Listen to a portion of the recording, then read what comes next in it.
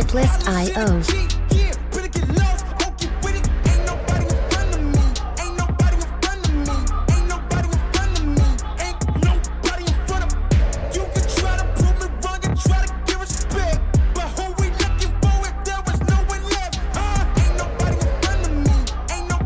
Music licensing reimagined. I don't really see God as a competition, but if you go against me, you the opposition. But if you want to look like you can close the distance, I'ma give it A forever since you're so persistent. With you, I'm just practicing, cause I'm back to back, let's get back to winning. As a matter of fact, I'm not that forgiving, cause you did this to yourself, that's a bad decision. I don't see no one in front of me, you is a ghost, you ain't got a soul. Whoa, always say that they gon' come for me, knowing they won't, they doing the most. Whoa, chasing my, gotta get already, not selling my, you on the, y'all moving. Artlist.io.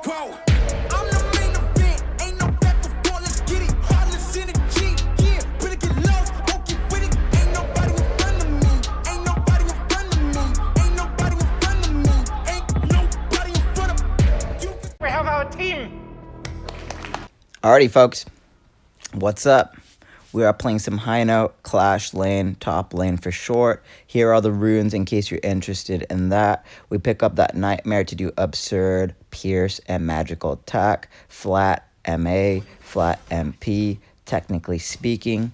We get that Harmony and that Void, so this is where I talk about you can have the Fate Harmony Void to be tanky. This is where I mix it up and have a hybrid build here. I just have the Void and the Harmony, and then I pick up that Nightmare so that way I can still be a bruiser. I can take some hits, but I can also be a threat to the enemy opposition. So with that being said, this is another flawless game, a 0 Heino. Very good stuff. I think we got an A+, so that's really good. I pick up the boots. We have a teleport so that way we can get around the map and pressure them everywhere. If my team needs help, teleport is a good choice. We did say that in previous videos. So if you're caught up to now, that will be in your permanent memory by now, and you can make those plays. Teleport is very powerful. The best example I have for you in terms of gameplay is Heroes Evolved. They all have a teleport from the start of the game for free. So try out Heroes Evolve and you'll know the power of teleport. Once you've done that, come back here and apply that knowledge, wax on, wax off. Win those games through analyzation, and that leads to your evolution. So we can pick up that Boots of Deafness here. That gives you exceeding movement speed, the highest movement speed in the game. As soon as you initiate combat, it goes away. So the purpose of that item is just to land a first strike that secures your poke play and your safety. So in rule number 1, it states movement safety. That Boots of Deafness gives you that movement. In rule number 2, it says gold XP, and those Boots of Deafness are going to synergize with rule number 1 so perfectly, and you won't have to worry about a thing. You will be getting those first strikes, you will be securing the micro, you will be securing the macro by getting those golds. Everything just goes into perfect cooking. You will be telling them eat that, and they don't have a choice. It will suck. So we might be seeing some Heino bans. Be aware of that. You also might see some Mosey bans. In the previous video, you'll see Mosey, another flawless pick, and they do ban that on the pro level and have been playing it since season 6. I have been as well, but it's just not my main. But I can play whatever I want because I have the competency to do so. If you have enough practice or you have higher IQ, you can learn things really quickly. And again, this game is only 3 skills, not 4, like in Wild Rift or some of the other MOBAs. This is a little bit easier game in terms of being under duress and making plays happen.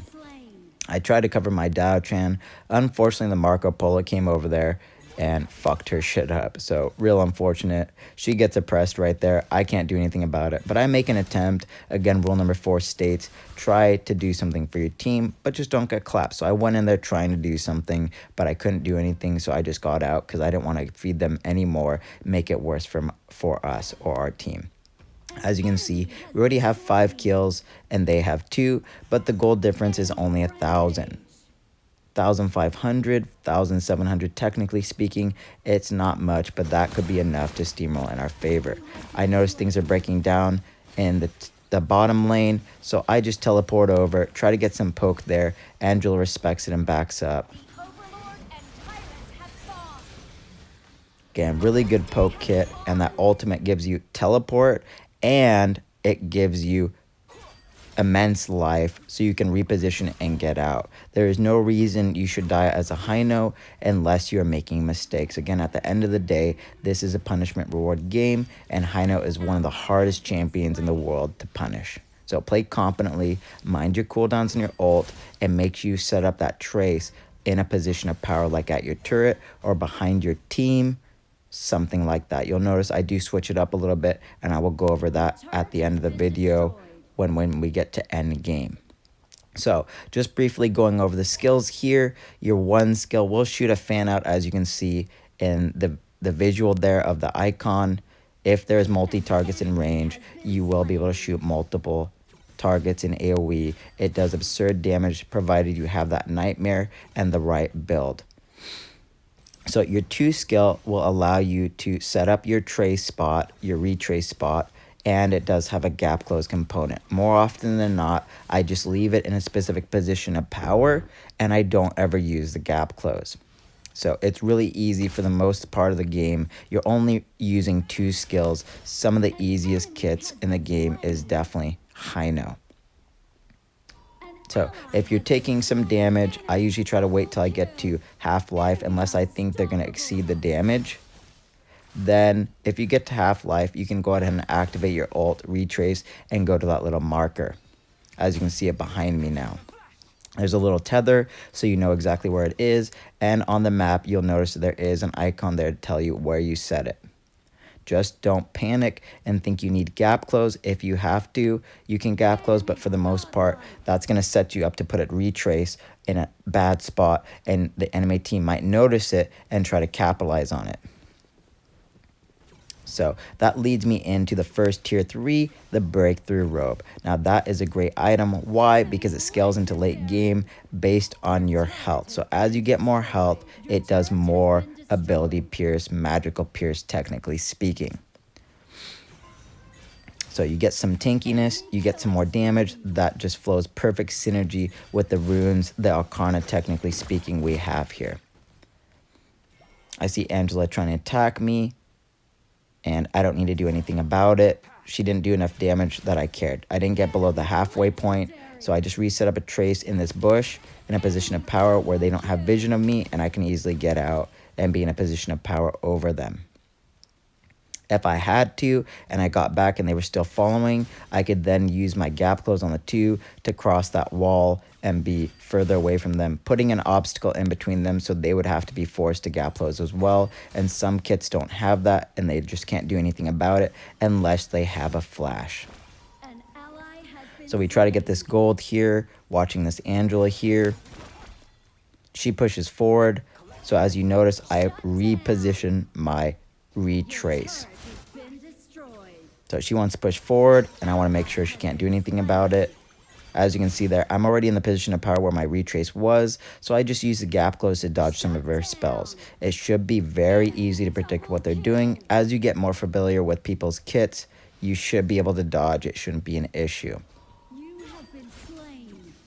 Now, the one thing about the dodge is if you have perfect flicks and you have perfect telegraphy of their plateau, then the perfect flick at where they're going to be at the next point before you flick will lead you to having higher reflexes than your opponent and be more of a punisher that they can't do anything about it. So practice those flicks and examine their behaviors so you can easily trace their plateau in your approach step to then be able to path to a win result and perfect micro macro.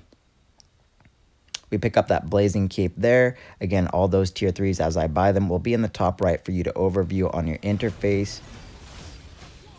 So just be mindful of that so that way you can get to learn these items and their names.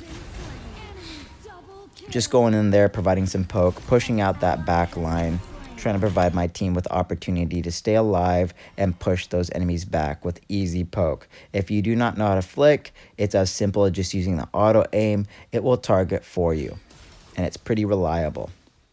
Again, the auto aim is pretty predictable though, and an easy pan left or right or kite, technically speaking, will allow you to avoid those. So think about that moving forward. If you're having trouble negating micros, work on your dodge game. Again, simple pan left or right, kite for short, and be predicting the enemy's kit. If you need to and you've never seen a champion before and you're in the game in pre-made, it will let you see what that kit is and all the description of their skills and their passive. And you can also do that in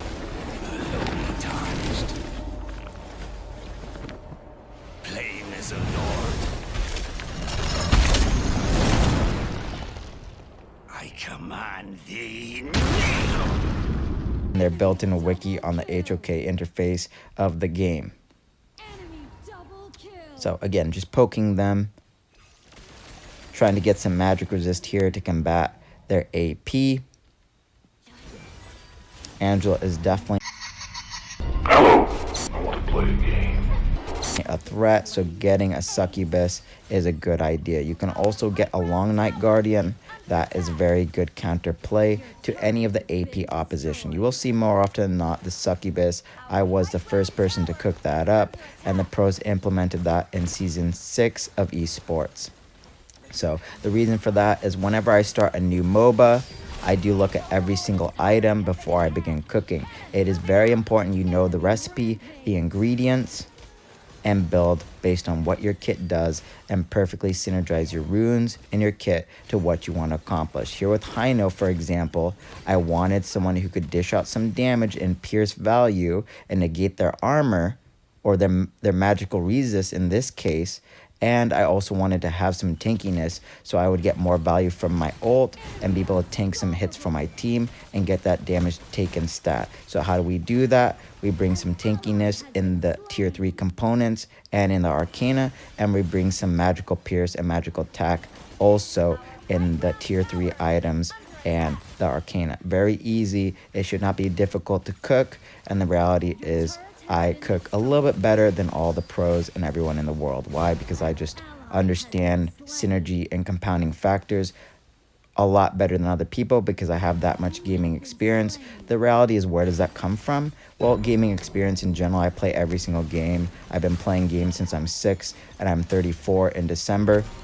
So that's a long time. But the reality is the best place to go learn that is Tribal in MTG Magic the Gathering. If you have not played that card game, that is the #1 card game in the world, in my opinion. You will really understand synergy in deck building, and you will understand compounding values, synergy in the deck build optimization department to make sure you understand how to have a perfect cohesive build that pairs exactly with what you want. So try to play these different things that I tell you. It doesn't take much time. It's a pretty easy learning game. If you like, just pick a single color. So green is a good start because they got mana ramp. Blue is really good if you like control. There's different things you can pick, and staying with a mono, meaning singular color, means easier time learning the game. Once you get more adept at learning Magic the Gathering, MTG for short, then you can do like a duo deck or a trio deck and stuff like that, or even try out Commander, where you get one specific card who can just come out anytime you have the mana to call it out. Even if it dies, you can bring it back. And that commander usually sets up your theme in terms of your tribal. Tribal meaning that it's that specific type. For instance, Elves is a tribal. Slither is a tribal. Eldrazi is a tribal. Vampire is a tribal. Things like that. They have so many different themes, so they have something for every single walk of life to enjoy. As you can see, I kind of screwed up there, and I had to retrace right there.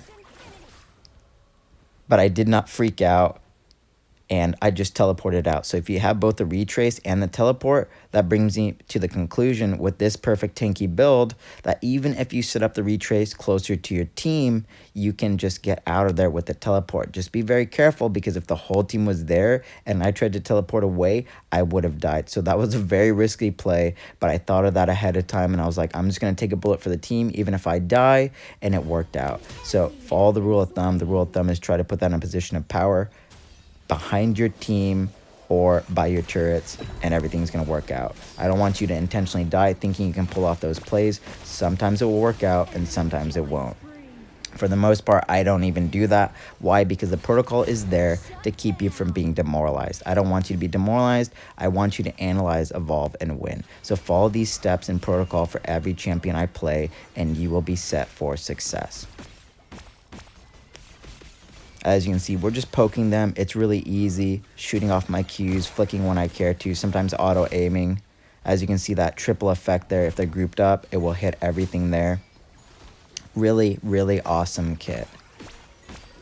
As you can see, I set up my retrace way far back so they can't do anything. You can see this Mulan's being very competent, trying to grab me. And the Frost Mage has amazing coverage, knew that they were going to attack me and just stunned her and acted on my defense. So it's really nice. She did that again, just set it right on me in case they were going to fall for it. Again, all of us are on different deduction capabilities, but the reality is all of us have basic deduction here. So again, this is a learning experience. There is a learning curve. It is very steep, but at the end of the day, it's not hard. As you can see, I was taking too much aggro there, so I just used another teleport to get out. Again, if you have a tanky enough build, that's going to work out as long as they don't have too much damage to exceed the threshold of your life. I'm really far away though, so it's going to take a while to get back. Let's go just look at what's going on here. Really good stuff on this Frost Mage, as you can see. And they close out the game here. No problem. So with that being said, that concludes the gaming part of the analytical commentary for the game. Checkmate. So GGWP, checkmate. Nice triple S on the Frost Mage, double S on the Lubon. I pick up an A+. My other two teammates got an A. We were kind of just playing utility while the Frost Mage and the Lubon hard carry the game. So really good stuff. At the end of the day, they get a little extra recognition, and Frost Mage walks away with 3 extra pips. Lubon walks away with 2 extra pips. Again, share the love, help other people out, let them hard carry, and if that's the case, then you'll get some pips later. They'll get some pips now. Everybody's going to get some pips, some stars, technically speaking.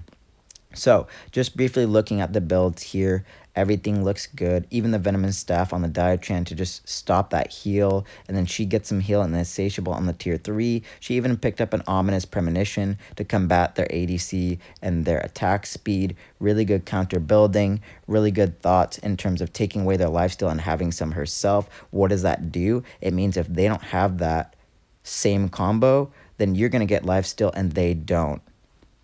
So you can see that in the Angela too. Really good stuff. All the builds look like meta. You can see with the Frost Mage, she picks up that Dragon Scepter there. Really good stuff because it does do burst damage in an AoE manner. You can see the Lubon there. He's kind of limited on his mobility or his movement. So he picks up that Shadow Ripper there, which will give you every critical hit, gives you some more movement speed, so you can kind of just kite around more effectively. That goes to movement speed wins the game. As you can tell, Dion Wei was extremely tanky, so he was just going in there, taking those hits and allowing us to do the damage. He was taking one for the team in terms of KDA in order for himself to allow the damage dealers to do their job. And I was just paying perfect utility and poke, kind of whittling them down, so anytime they greeted their life state, it would be the easy kill potential for my team. So, looking at the enemy side here a little bit, everything looks good. You can see the Musashi has the Rapacious Bite for all that 80 power. He even built cooldown so he can parry more often than not. He still has the health, the damage, and the penetration value. Even picked up a Doomsday. The problem was we had a whole bunch of anti-lifesteal counter play in our tier 3s. See the Dahlia picks up the healing version of the support item, some penetration boots for some damage. She even built the Frozen Breath there, so that way her skills, they already have a little bit of slow, but now you get compounding slow value, so that's really good. She even has a little bit of a knockback there. And then the Ominous Premonition to kind of combat the attack speed on the Lubon. So really good stuff there. That about concludes the builds and the components of the build. So let's just go to the next component here in the metrics. We're looking at the team fighting, damage taken and damage dealt as usual. Looks pretty good on our side. Looks pretty good on the enemy side. As you can see, I got 21% on the damage taken, so really good stuff on my part. If you look at the Frost Mage and the Lubon, 30 and 31%, again, goes to show they're really hard carrying that game.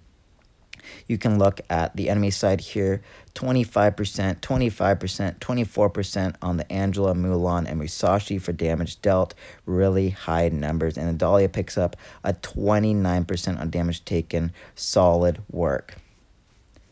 2 of them got A pluses and were pretty close to getting an S and would not have been depipped. And even with an A plus, they might not have been depipped, depending on how much their score was before going into game.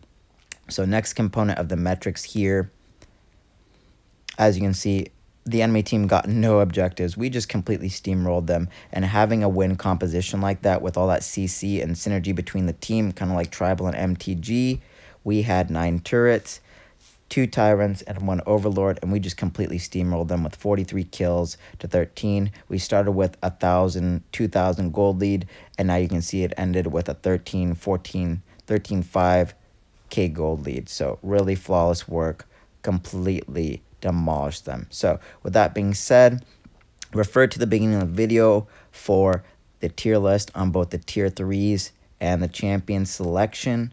Think about the rules, think about the steps. And with that being said, guys and girls, analyze, evolve, and win. And I will catch you in the next one. Have a good one. Till then, bye.